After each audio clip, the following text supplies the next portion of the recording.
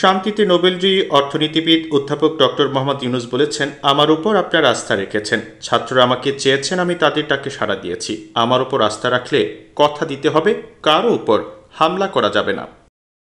বৃহস্পতিবার দুপুরে ফ্রান্স থেকে ফিরে ঢাকার হজরত শাহজালাল আন্তর্জাতিক বিমানবন্দরের সংবাদ সম্মেলনে ডক্টর ইউনূস এসব কথা বলেন। এ সময় তার সঙ্গে ছিলেন বৈষম্য বিরোধী ছাত্র আন্দোলনের সমন্বয়করা। এদিন সংবাদ সম্মেলনের শুরুতে দেশকে নতুনভাবে স্বাধীন করার নেতৃত্ব যারা দিয়েছেন তাদের সবাইকে স্বাগত জানান ডক্টর মোহাম্মদ ইউনূস।